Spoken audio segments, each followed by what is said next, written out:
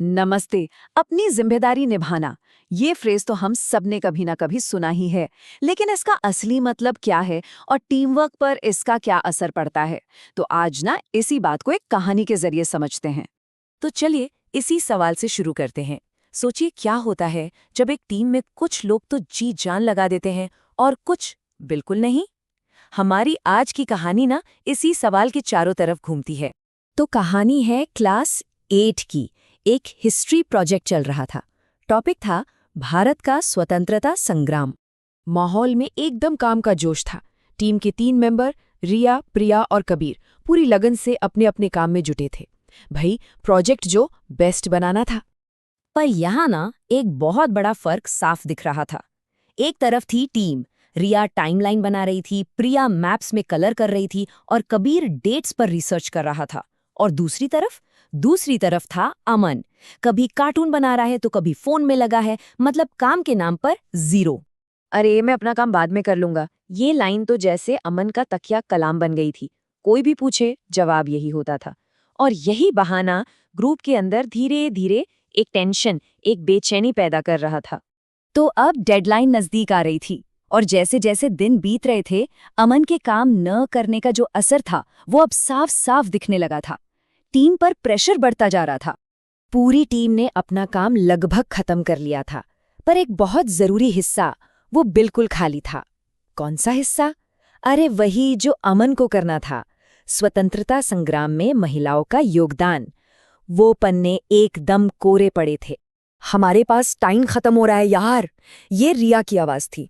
बेचारी अब गुस्से में, झुंझलाहट में अमन का काम भी करने की कोशिश कर रही थी और उसकी इस एक लाइन में ना पूरे ग्रुप की टेंशन और फ्रस्ट्रेशन साफ झलक रही थी।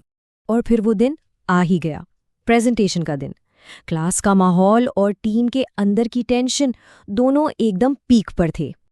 जरा उस खामोशी को महसूस कीजिए। प्रेजेंटेशन से एक रात पहले अमन देर से आया और तैयार प्रोजेक्ट को देखने लगा। किसी ने एक शब्द नहीं कहा, बिल्कुल सन्नाटा।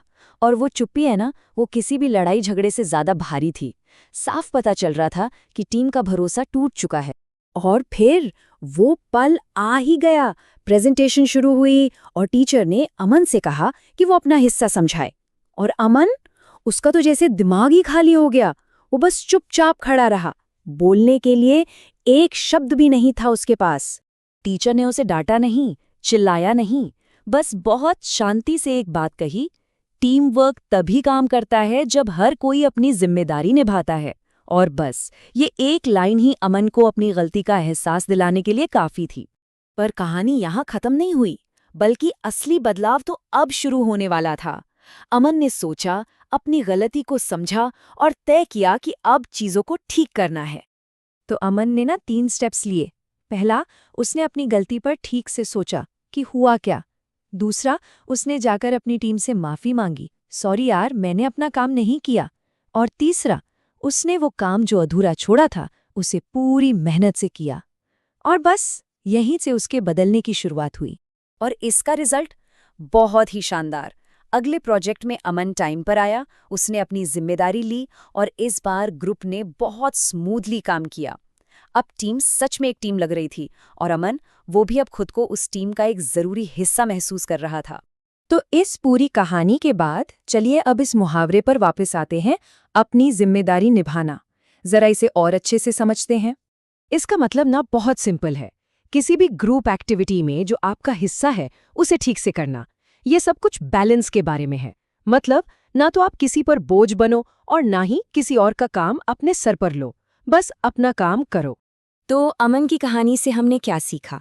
यही कि टीम का मेंबर होने का मतलब सिर्फ काम बांट लेना नहीं होता। इसका मतलब है अपना हिस्सा पूरा करना, एक दूसरे पर भरोसा बनाना और साथ मिलकर ग्रुप को आगे बढ़ाना।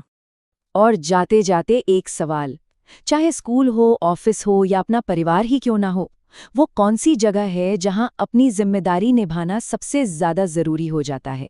सोचिएगा जरूर।